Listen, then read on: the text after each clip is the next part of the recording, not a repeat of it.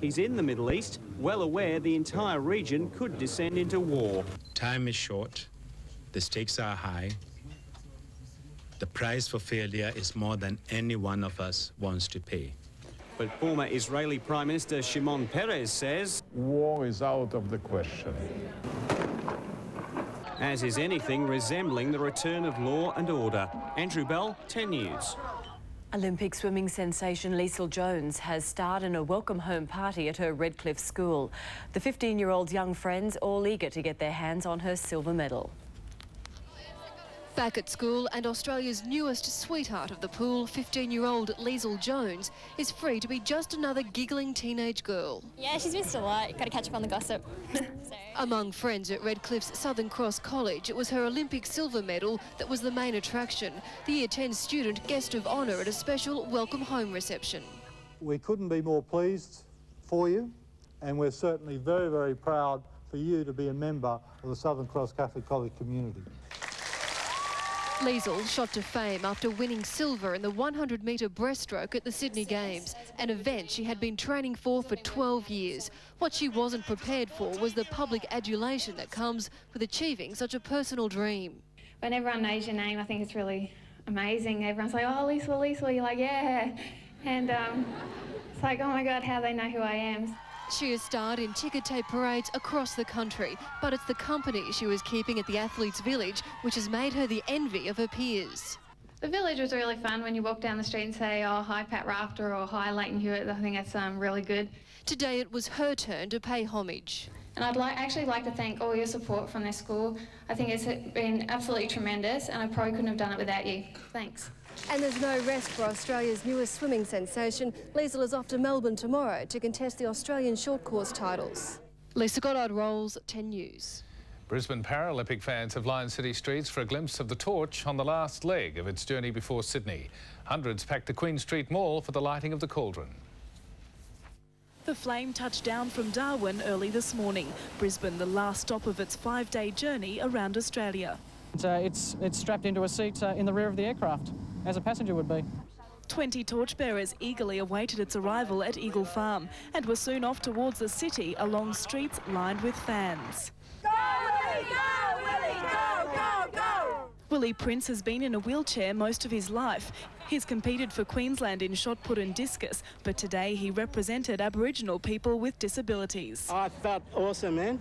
Roy Fowler has been waiting for this moment for 40 years. And it's nice to be able to keep going long enough to see it happen. He won 3 gold medals in swimming at the 1964 Paralympics, a year after he was confined to his wheelchair.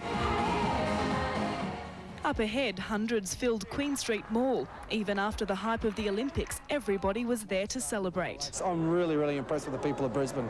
Julie Anthony inspired the crowd, then the flame arrived and the cauldron was lit. Everyone joining in the official Paralympic song. But the flame wasn't burning for long. It was put back into the lantern and taken to the airport. Next stop, Sydney. Belinda Russell, 10 News. Next, an emotional ceremony for fallen firefighters. Indeed, traffic restrictions caused commuter chaos on the Gold Coast. And bird lovers warned about a disease deadly to humans.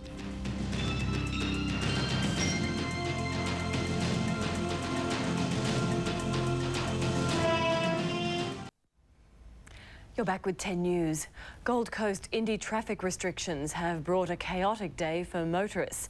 Reporter Scott Beveridge is on the coast, and Scott, it looks as if it's still gridlock on the roads. Yes, it sure is, Murray-Louise. The traffic is backed up for kilometres behind me, as you can see. It's been like that all day, especially this morning as people tried to get to work. A line of traffic banked up on the Gold Coast Highway and came to a standstill through Surfers Paradise, frustrating motorists on their way to work. This is a bloody joke. It'll make it a hell of a long day for me. It's taken me from Broadbeach Waters to here about an hour and a half so far. The track was closed at midnight to everyone except residents. Motorists still forgetting about the annual Indy Tuesday gridlock. We've got to change, this is ridiculous for businesses. But very few residents nowadays register formal complaints. Oh, it's not traffic problems, it's just people driving slowly through a wonderful part of Australia. It's a positive image which unit complexes are capitalising on after the Olympics. On-track accommodation is more than 90% sold out. Many Americans in particular are up here, but we're even seeing a lot of the Australians who've come up here, out of Sydney more particularly, and saying, well, we may as well stay on for the Indy. The final grandstands were erected today and thousands of tyres put in place. The Miss Indy contestants doing their bit to build the excitement, mixing with 200 fans at a pre-race charity breakfast. Just for the atmosphere, meet some of the Indy girls, have a good time. Time away from judging is more relaxed and stuff, so you're not tense all the time, which is good. And Queensland's own Olympic gold medalist Grant Hackett will play a special part in this Sunday's Honda Indy 300. More on that later in sport. Jeff. Got Scott Beveridge live at the Gold Coast. A pit bull terrier cross which savaged a Gold Coast woman has been destroyed. The dog's owner declined to appeal the decision to put it down after seeing the horrific injuries inflicted on veterinary nurse Jane Gare 10 days ago. My brother's just shattered. He's got survivor guilt, basically, because he couldn't get the dog off me. Although hitting it with a chair and kicking it wasn't enough. My husband's shattered. He saw my face hanging off and my leg torn apart, and my 2 kids are devastated. The dog attacked Mrs. Gare as she walked along a Miami street. On Friday, the Gold Coast City Council will vote to restrict pit bulls in the coast region. The death of a Tasmanian man from so-called parrot fever has prompted an Australia-wide warning to bird lovers. The 36-year-old died from psittacosis, a bacterial disease carried by domestic birds. 2 other Launceston men are recovering in hospital. Infected humans get flu-like symptoms which could lead to severe pneumonia. Health authorities say birds should be handled with care and their owners should never kiss them. The sort of things that psittacosis can cause, it can start off with like a flu-like illness, so you can get a temperature, headache, muscle aches and pains, a skin rash. A Supreme Court jury has visited the former Ipswich home of baby murder victim Deirdre Kennedy. Raymond Carroll has pleaded not guilty to lying to a court about the toddler's death. 27 years after Deirdre Kennedy's death, the jury visited the last place she was seen alive. The court heard the toddler vanished from her bedroom in a ground floor Ipswich unit. Passing years have changed the area. The toilet block in Limestone Park, where the child's body was found, is no longer there. Police brought 21st century technology to the trial, showing the jury computer-generated images of the Ipswich area. They include black and white photos from the 70s when Deirdre Kennedy died. It's claimed the 17-month-old was sexually abused and strangled to death, her body clad in women's underwear. The court heard that on the night the child disappeared, a man was seen apparently taking something from a washing line. One resident claimed the man appeared to have something in his hands. The neighbour investigated but said the person had disappeared. Raymond John Carroll is pleading not guilty to perjury. Convicted and then exonerated of the child's murder on appeal, he's been accused of lying to a court about the Kennedy killing. The defence is yet to put its case before the jury. Shara Marshall, 10 News. Telstra has been threatened with legal action for allegedly failing to honour a number of contracts promised to private companies. A lunchtime rally in Brisbane heard the backdown had cost 400 workers their jobs with Telstra and 6 other firms. It was alleged Telstra had hired the companies to rebuild faulty sections of the cable network. But just days before the work was due to start, Telstra notified them that it would not proceed. The union warns the loss of jobs will mean delays in new services for customers. Queensland's firefighters have observed a minute's silence in honour of colleagues killed in the line of duty. More than 30 officers were remembered during a moving ceremony in Brisbane today. Firemen and those who want to be one day filled the Red Hill Church, led into the strains of a lone piper. The remembrance service held in honour of the 36 officers killed around the state. The first a Brisbane City volunteer more than 100 years ago. The last a regional fireman in Gladstone in 1998. As Queensland braces itself for a hectic bushfire season, the touching service was a timely reminder just how dangerous a firefighter's job can be. Flags outside stations across the state were flown at half-mast. Fire crews stopped at 10 a.m. to observe a minute's silence. Each officer then remembered in an honour roll read out to the service. 1982, Walker's Farm Rural Fire Brigade, firefighter Joe Brandt. The service ending with the firefighter's prayer. and if, according to my fate, I am to lose my life, please bless with your protecting hand my children and my wife. Tony Fabris, 10 News. Ahead, nearly half of all workers suffer stress and it's costing billions. An ethical uproar over a part human, part pig embryo. And the watery grave of Blackbeard's feared pirate ship. You're back with 10 News. The price of pressure in the workplace is at an all-time high. Stress is now costing Australia at least $8 billion a year, prompting government and unions to take action. Work-related stress is now the major occupational health and safety hazard of the new millennium. Well, more than a quarter of all working people are now admitting that they in fact take time off due to stress at work. The Victorian Government and the ACTU have joined forces to release new national guidelines on how to reduce stress in the workplace. The union movement claims bullies at work are the biggest problem. Bullying comes from the pressures at work. When management believes they've got to get more done, when workers feel intimidated to do work that they can't cope with because it's excessive, then you have bullying at work. Other factors are too much work, long hours, strained relations between workers and management, job insecurity and unrealistic expectations placed on employees. Health professionals say workers can reduce their stress levels with some very basic steps, like taking all appropriate rest and meal breaks, leaving work on time and refusing to take work home. If we can prevent it arising in the first place, we can have a much healthier and more satisfied community. Mignon Henny, 10 News. Queensland's top union body has a new leader. Grace Grace has been appointed General Secretary of the Queensland Council of Unions. Miss Grace, who has 20 years' experience as a union official, replaces John Thompson, who's become an Industrial Relations Commissioner. Assisting working parents is a priority for the new union boss. And I think that a lot of workplaces are not really doing enough to assist women and men in the workplace that have family responsibilities. And I think I would like to see some real changes in the workplace in that area. In finance news tonight, the Australian share market has continued its downward trend. The All Ordinaries Index dropped 9 points, AMP lost 37 cents, Telstra dived another 13 cents, but BHP gained 23 cents. The Australian dollar slipped to 53.04 US cents, just over 36.5 pence, 57.5 yen and 61 euro cents. Gold is trading at 268.85 US an ounce. Ethicists have slammed the creation of a part human, part pig embryo as Frankenstein science. But Melbourne researchers say their work could lead to cures for Alzheimer's disease and diabetes.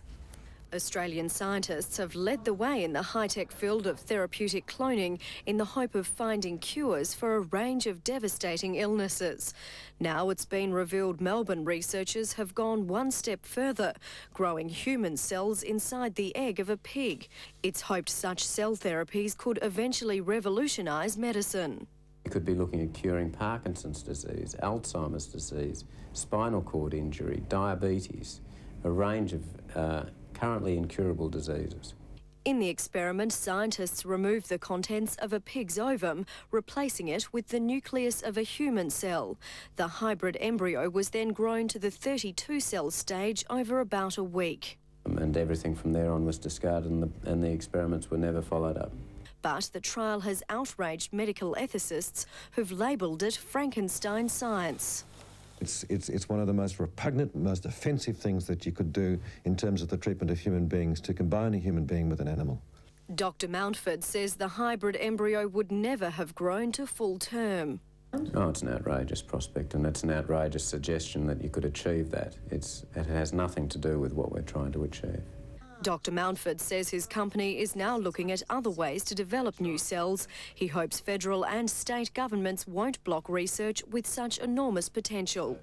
If you can make a mouse with a broken spine walk 6 weeks later and look identical to its littermates, it gives some impression of just the power of this type of technology.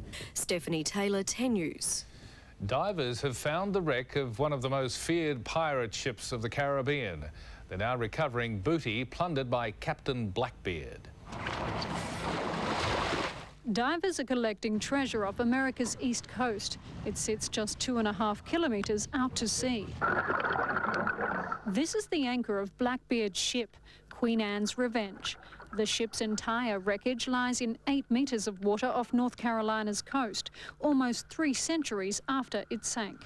Blackbeard, whose real name was Edward Teach, plundered the southern Atlantic and the Caribbean in this ship. The significance of the Queen Anne's Revenge probably ranks up at the top half dozen wrecks that in the world that might be found. This is a cannonball in here. It might take 5 years to recover everything, but already tourists can see some of the artefacts at a local museum, including a cannonball and a syringe. But was the most feared pirate as bad as historians say? We don't have one single document that even suggests or certainly doesn't indicate that Blackbeard ever actually killed anybody. But he got rich making everyone think he did before dying in a battle with the British in these same waters. Michelle Stone in the United States, 10 News. Next, reports of cracks in the Gateway Bridge pylons. Queensland dairy farmers protest over falling milk prices. And selling our outback as the ultimate tourist destination. You're back with 10 News. A multi-million-dollar strategy to tackle salinity has sparked another environmental row between Queensland and the Commonwealth. But it's not just the Premier criticising the federal plan. A leading river expert says it won't help solve the problem.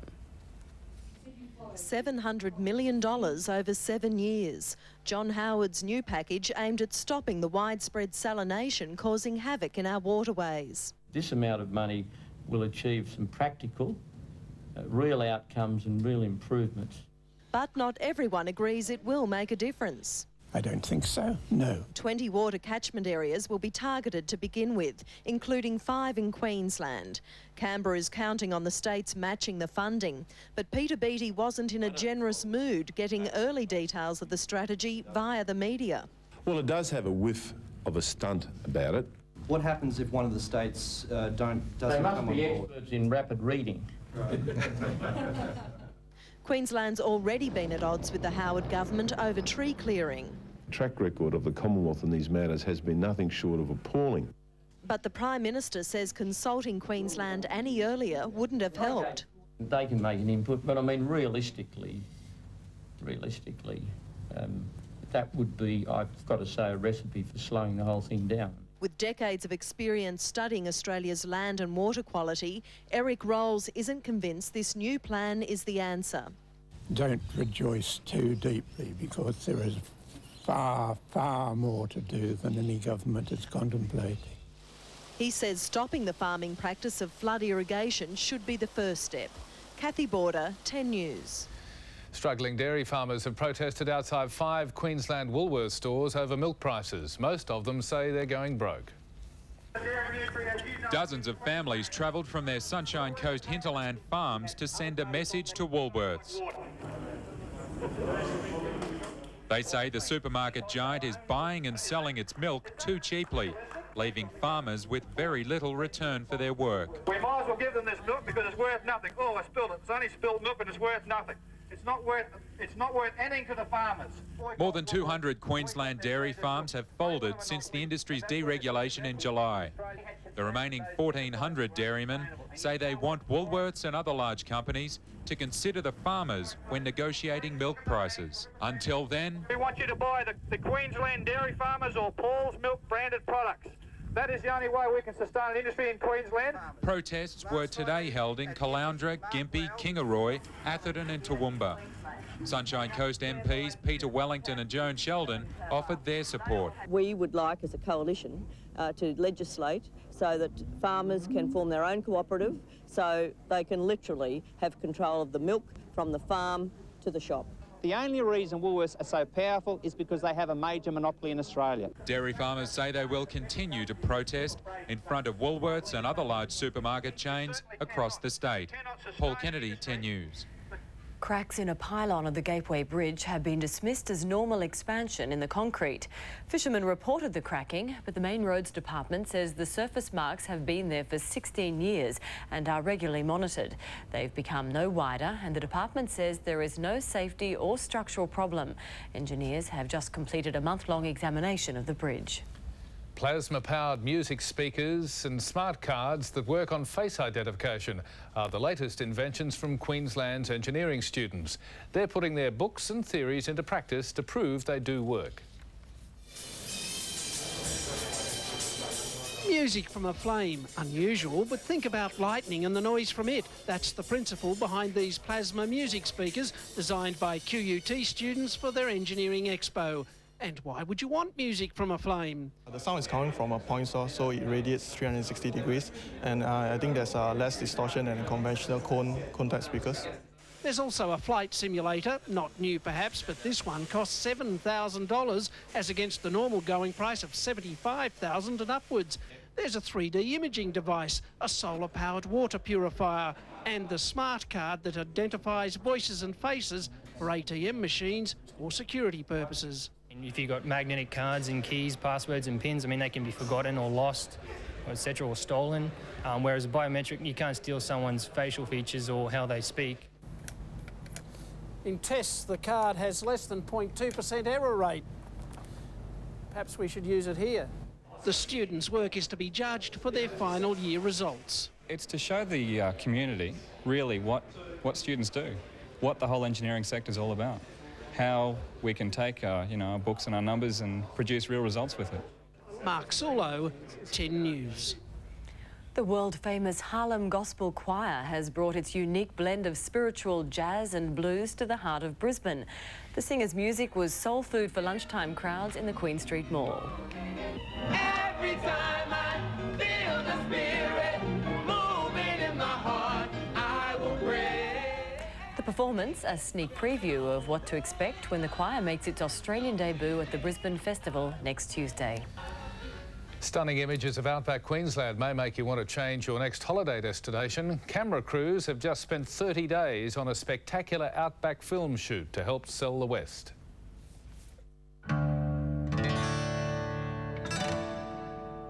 There's so much happening in outback Queensland that it was really overdue, and it's very timely for us to get out there. Tourism Queensland is ready to shatter any notion city folk may have of a dying Queensland outback. There's a whole new vibrancy that's breathing some life into some of those outback towns, which a few years ago people were wondering whether they had a future or not. The outback already attracts nearly 800,000 visitors a year. Tourism Queensland hopes that figure will be pushing 1 million by the year of the outback in 2002. And selling images of its breathtaking beauty, its characters and history is the key. People are looking to re-establish their roots, so that there's this real search for an Australian identity. And one of the things that the Queensland outback has is that a lot of our nationhood came from the Queensland outback. And this is Mad Mix Peter Hutt and his wife. And these new pictures of our numerous characters and endless landscapes will be stored in the film library at Tourism Queensland to be accessed by advertisers and marketers. What they show is an outback economy turning around with the help of tourism. Host farms and taking visitors on board to help supplement incomes and things like that. And if that means more people can stay, it means the towns can, still got the economy flowing through the town, and tourism's playing its role. Now it's back to the Indy City for sport with Bill McDonald. Thanks very much, Jeff. Yes, plenty happening down here. Coming up tonight in sport, a row over Fatso footballs for League's World Cup, double disaster for the Hawks racing stable, and careers on the line in the countdown to the Honda Indy 300.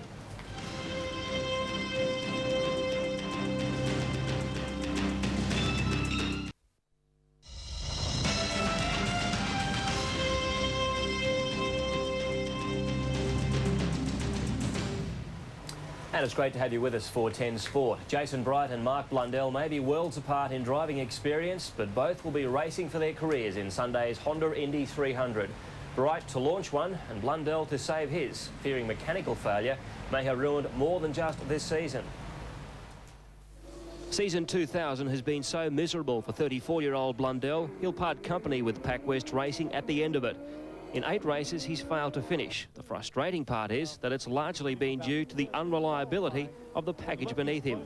I'm giving 110%, driving as good as ever, but I'm only as good as what's underneath me, and what's underneath me at the moment is not competitive enough to win a race. Returning to Formula One as a test driver is a possibility, but IndyCars is first preference. Blundell just hopes team owners don't write him off. You know, when you don't finish a race, you don't score points, you don't get up in a championship, and people look on pieces of paper and they see that you're way down, and perception is that you haven't done a good job. But it's not all about racing. There's a lot of things on the table. Maybe television might take your job. By contrast, Jason Bright has it all ahead of him. 2 test sessions and a simulator might not be the ideal preparation for his Indy debut, but the enormous publicity is already helping his bid to land a full-time drive. Just from the media received this week, there's been a lot of interest from different sponsors, so hopefully we can put a package together, and Dalapenna is one of the teams we're talking to for next year.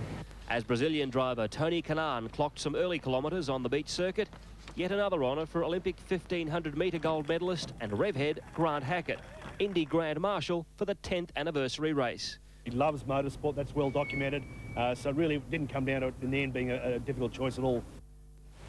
Switch to horse racing now, and the Spring Carnival aspirations of Australia's leading trainer John Hawkes are in tatters after an horrific morning of track work. Potential champion 3-year-old Unworldly was destroyed in Sydney, while stablemate and Doncaster winner Over has been retired after an accident in Melbourne. Counting the cost was a task far beyond the staff of Crown Lodge today. In 5 disastrous minutes before dawn, the Spring Carnival dreams of John Hawkes were shattered. Unworldly, the most exciting racehorse in the country, was put down after breaking a leg in track work at Warwick Farm. Larry Cassidy, our jockey, was just easing her at the line, and she snapped her off foreleg. Shocking thing to happen to any horse, but one of her potential, it's just shattered us. Privately rated the stable's most exciting prospect since the mighty Octagonal, Unworldly's potential was on full display just 8 days ago in the Group 1 Flight Stakes. But Sydney's Glamour filly, Unworldly, had moved up and she had raced to Piccoline. Unworldly in front of Piccoline, Lady Mulan wide out with Actress Donna Dior, but Unworldly's going to be too good. With a record of 5 wins from 6 starts, the 3-year-old was to have travelled to Melbourne tonight, with 1,000 guineas and Oaks appeared at her mercy. The loss devastating owners and breeders Jack and Bob Ingham. The untapped potential of that filly, we just don't know how much we've lost with that. Within 5 minutes of Unworldly's demise, disaster also at Flemington. Doncaster winner Over injuring a sesamoid in work. His career finished. Worst day of our racing career so far, that's all I want to say. Over would have started near favourite in Saturday's Toorak handicap at Caulfield. Today's tragic events cap a disastrous couple of days for the Hawkes stable, with VRC Oaks winner Tributes retired yesterday with tendon trouble. Gerard Waitley, 10 News. Andrew Johns will captain Australia for the first time against the New Zealand residents this weekend, when Brad Fittler and Gordon Tallis will be rested. The main concern for the Kangaroos today, though, was the ball they'll be playing with during the World Cup.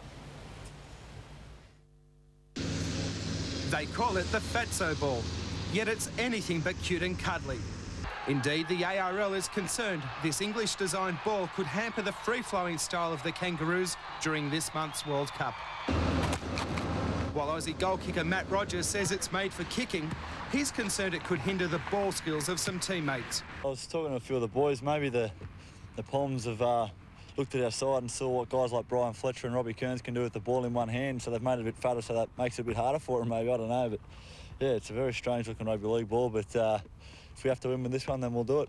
According to the Australian Rugby League, the problem with the official match ball for the World Cup is that it doesn't only look like a soccer ball, but the length and the width don't comply with international standards.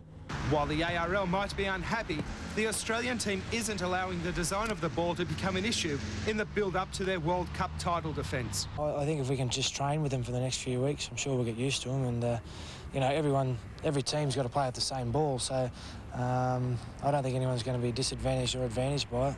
Daniel Lane, 10 News. England's Lee Westwood has won the World Match Play golf title, but only after being taken to the 38th hole by defending champion Colin Montgomery. The rain-delayed 36-hole playoff ebbed and flowed into the longest final since 1973.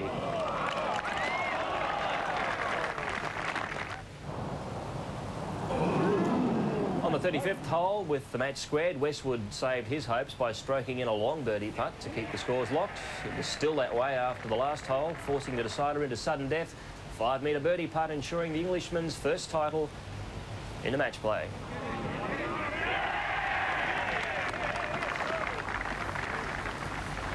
Very happy boy about that.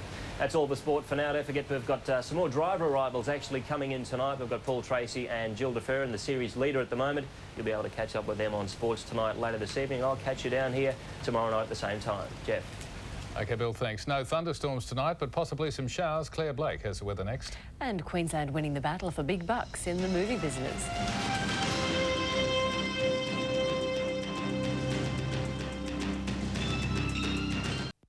So, Claire, the idea of a bit of rain, too good to be true. We might get a few showers, maybe a thunderstorm tonight.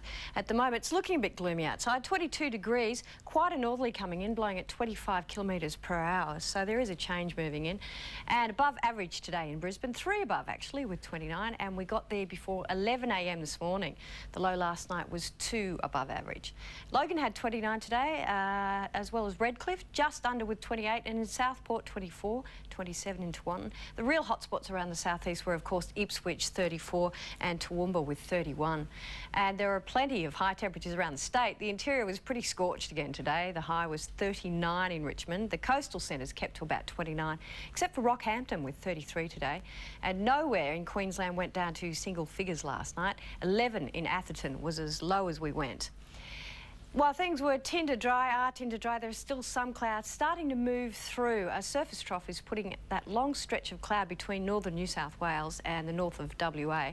It is causing some storm and areas of light rain, but mostly over New South Wales at the moment.